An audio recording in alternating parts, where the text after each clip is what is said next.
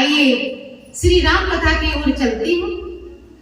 वशिष्ठ जी ऊंचे आसन पर विराजमान हैं और चारों कुमारों को देख करके आनंदित हो रहे हैं कि मेरे प्रभु तो आए हैं चतुर्भुज रूप में।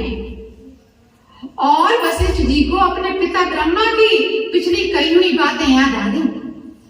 पहले ब्रह्मा जी ने 4 पुत्रों को जन्म दिया, सनक, सनंदन, सनातन, सनत कुमार। और चारों कुमारों से कहा कि तुम बड़े होइए, विवाह करिए, सृष्टि को आगे बढ़ाइए। चारों पुत्रों ने कहा कि पिताजी ये मनुष्य शरीर मिलता है उस निर्गुण निराकार ब्रह्म का भजन करने के लिए, मैं तो उस निर्गुण निराकार ब्रह्म का भजन करूंगा। और चारों पुत्र पिता के वचनों की अवज्ञा करके वन में चले गए। अब वशिष्ठ जी ने 10 पुत्रों को जन्म दिया है, पुलस्त्य, मारीच, अंगरा, भृगु, उसी में वशिष्ठ जी हुए हैं। वशिष्ठ जी से कहा कि विवाह करिए, सृष्टि को आगे बढ़ाइए। वशिष्ठ जी ने कहा कि पिताजी मनुष्य शरीर मिलता है प्रभु का भजन करने के लिए, प्रभु की साधना करने के लिए, तो मैं तो उस निर्गुण निराकार ब्रह्म का भजन करूंगा वन में जाकर के, मैं तो अपने अग्रजों का अनुसरण करूंगा।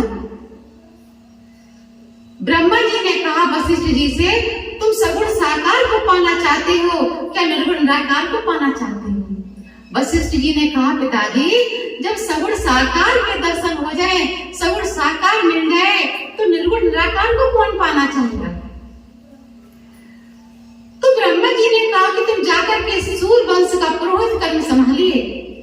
वशिष्ठ जी ने कहा कि पिताजी पुरोहित कर्म तो बड़ा मंदा कर्म है, निकृष्ट कर्म है। ब्रह्मा जी ने कहा अगर सगुण साकार के दर्शन करना चाहते हो, सगुण साकार को पाना चाहते हो, तो सूर वंश का पुरोहित कर्म संभालिए। वशिष्ठ जी ने कहा पिताजी बड़ा मंदा कर्म है, निकृष्ट कर्म है। तो ब्रह्मा जी ने कहा कि सूर वंश में उस निर्गुण निराकार ब्रह्म का प्राकट होगा, तुम्हें उसका नामकरण संस्कार करने के लिए मिलेगा और तुम्हारे चरणों में बैठ करके तुमसे विद्या अध्ययन करेगा और कभी कभी उसके कपोल पर चपत लगाने को मिलेगी। वशिष्ठ जी आनंदित होने लगे और वशिष्ठ जी ने सूरवंश का पुरोहित कर्म संभाल लिया। आज वशिष्ठ जी आनंदित हो रहे हैं कि वो समय आ गया है कि आज मैं प्रभु का नामकरण संस्कार करने के लिए जा रहा हूँ। आनंदित हो रहे हैं, प्रभु के दर्शन कर रहे हैं और वशिष्ठ जी नामकरण संस्कार कर रहे हैं, मानस का दर्शन करा रहे। सो सुखी धाम प्रांगी नामा अग्नि विलोकिता यज्ञ विश्रामा। सो सुखी धाम रामी नामा अग्नि विलोकिता यज्ञ विश्रामा। विश्वभरण को सड़कर जोई ताको नाम भरती हसी होई। विश्वभरण को सड़कर जोई ताको नाम भरती हसी होई। जाके सुमिरन तीर पुनासा नाम शत्रुघ्न वीर विकासा। जाके सुमिरन तीर पुनासा नाम शत्रुघ्न वीर विकासा। नाम शत्रुघ्न वीर विकासा। नाम शत्रुघ्न वीर विकासा। नाम शत्रुघ्न वीर विकासा। इस प्रकार से वशिष्ठ जी नामकरण संस्कार कर रहे हैं। वशिष्ठ जी ने कहा राम की ओर इशारा करते हुए कि सुखों का सागर है, गुणों का भंडार है, आनंद का सिंधु है। इसके अनेक अनेक नाम हैं, लेकिन एक नाम इसको मैं दे रहा हूं, राम। दशरथ महाराज ने पूछा कि गुरुदेव राम का अर्थ क्या है? तो गुरुदेव ने कहा रमन्ते योग नाम इसमन सरमा। जो योगियों के ज्ञानियों के हृदय में रमण करता है और योगी ज्ञानी इसके हृदय में रमण करते हैं, इसका अर्थ हुआ राम। जो आनंद के सिंधु हैं, सुख के सागर है मेरे प्रभु, इसका नाम, इनका नाम राम है। अब दूसरे पुत्र का नाम रखा है विश्व भरण पोषण कर जोई और ताको नाम भरत जैसे हुई। कहा दूसरे पुत्र का नाम है भरत, जो इनका स्मरण करेगा, इनका ध्यान करेगा, वो प्रभु की भक्ति से लबालब भर जाएगा।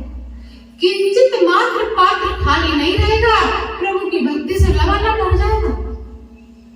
और तीसरे पुत्र का नाम रख रहे हैं, जाके सुमरन तेज पुनासा और नाम शत्रुघ्न वेद प्रकाशा।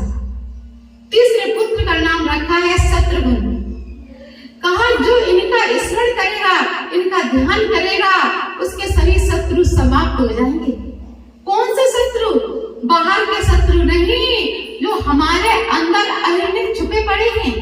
काम, क्रोध, लोभ, मोह, मद, ईर्ष्या, अभिमान जो हमारे अंदर छुपे पड़े हैं, इन शत्रुओं का नाश हो जाएगा शत्रुघ्न के नाम के स्मरण से, नाम के ध्यान से। अब देखिए गुरु वशिष्ठ जी चौथे पुत्र का नाम रख रहे हैं, बड़े विस्तार से रखा है। लक्ष्मण धाम राम प्रिय सकल जगत आधार, ओ गुरु वशिष्ठ तेरा का लक्ष्मण नाम उदार। जो न मेरे राम का सो न मेरे काम का, गुरु वशिष्ठ जी ने चौथे पुत्र का नाम रखा है लक्ष्मण, जिनका एक ही लक्ष्य है, जो न मेरे राम का सो न मेरे काम का। मेरे एक हो तुम ही स्वामी और दीन बंधु और अंतर्यामी। लक्ष्मण जी ने कहा मेरे सब कुछ आप ही हो, माता पिता सब कुछ भाई बंधु आप ही हो, और जो मेरे प्रभु का नहीं वो हमारा नहीं। चाहे पिताजी क्यों न हो, चाहे भरत भाई क्यों न हो, जो हमारे प्रभु का नहीं वो हमारा नहीं। इस प्रकार से चौथे पुत्र का नाम लक्ष्मण रखा है। लक्ष्मण जी का एक ही लक्ष्य है, जो मेरे प्रभु का नहीं वो हमारा नहीं। अब बालक थोड़े और बड़े हुए तो प्रभु विचार कर रहे हैं, मन ही मन में सोच रहे हैं, नित्य वही लीला, नित्य वही लीला, आज लीला कुछ हट करके की जाए। कौशल्या मैया ने स्नान कराया है और मेरे प्यारे प्रभु का बड़ा अद्भुत श्रृंगार किया है। सुंदर सुंदर आभूषण पहनाए हैं, वस्त्र पहनाए हैं और दुग्ध पान करा रही हैं। मन ही मन में विचार कर रही हैं कि सो जाए तो रंगनाथ भगवान का स्नान उपरांत भोग लगाए। ये विचार कर रही है कौशल्या मैया। लाला को दुग्ध पान करा रही है, थपकी देकर के सुला रही है। तो देखिए मेरे प्रभु ने विश्राम हेतु नेत्र बंद कर लिए। कौशल्या मैया ने पाले में बढ़ा दिया है। स्नान उपरांत रंगनाथ के मंदिर में भोग का थाल लेकर के चल दी। जब रंगनाथ भगवान के मंदिर में पहुंची कौशल्या मैया तो नेत्र बंद करके भोग का थाल आगे रखा और नेत्र बंद करके भोग लगाने लगी। तुदियम वस्तु गोविंद तुभ्यमेव समर्पये और गिरिहार सुमुखो भूत्वा प्रसीद परमेश्वर। और जब नेत्र खोले तो देखा राम लला भोग पा रहे हैं। कौशल्या मैया आश्चर्यचकित रह गई कि इसको तो मैं पालने में पौड़ा करके आई थी, ये यहाँ कैसे आ गया। दौड़ करके पालने के निकट पहुंची तो देखा राम लला पालने में सो रहे हैं।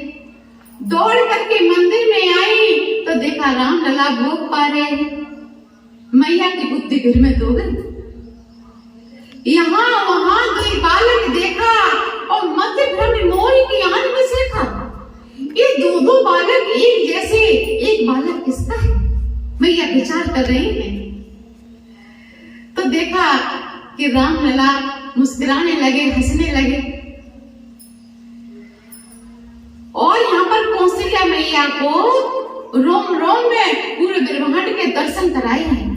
ब्रह्मांड निकाया निर्मित माया और रोम रोम में प्रतिवेद करे। अब मैं श्री राम कथा को यहीं पर विश्राम देती हूँ।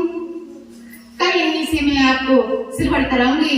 तब तक के लिए जय श्री राम, जय श्री राम, जय श्री राम।